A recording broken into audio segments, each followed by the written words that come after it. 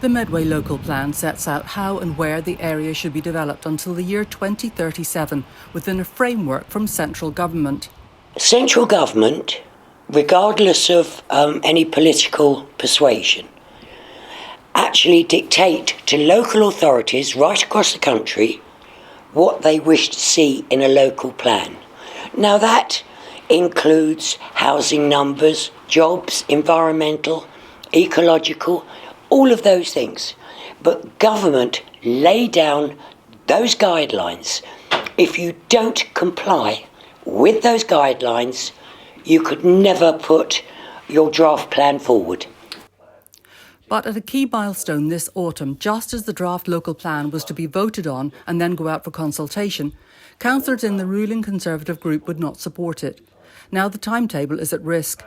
The government has told councils local plans must be delivered on time, otherwise their power to develop them will be taken away. They're not accepting long delays.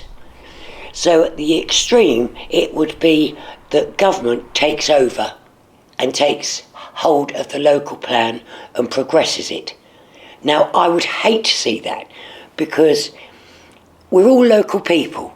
We all care about Medway. The issue is it just seems that the council is in complete chaos. What should have been a formality of them voting for a draft proposal of the local plan that will go out for consultation so the public could get a grasp to it, it was pulled out at the 11th hour because the leadership couldn't get enough votes from their own councillors to get it through. We've been nearly 7,000 days since the last time we had a local plan signed off back in 2003. And the Labour group clearly want to have a local plan.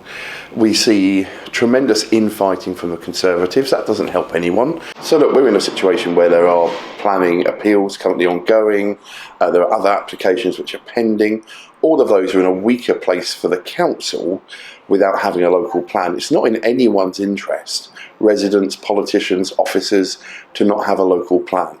We need to get it done, and we need to get it done as soon as possible. And having infighting with the Conservatives simply doesn't help that. Without the framework of a local plan to manage growth, developers may take advantage of the vacuum. Medway's in complete limbo. It's been 10 years since we've had a formal local plan. Since then, housing developers have been swooping in, taking over land that's inappropriate for them to build on. Everywhere you look, there are sites which should never have been developed. And there are equally lots of brownfield sites, lots of semi-derelict places which could be developed. It's worrying because we are trying to challenge overdevelopment. We're challenging the figures, we're challenging the type of sites, because obviously, if you buy a cheap piece of farmland and the government's prepared to to pay for the infrastructure to go with it, then it's a win-win situation for the developer, and it's a lose-lose situation for everybody else. There's a real and genuine risk that actually without a local plan and a 5-year land supply, which is a kind of supplementary issue with that every appeal may well be upheld. And that's not in anyone's interest. We have a democratic planning process, that's a good thing, but it won't work unless we have a local plan in place.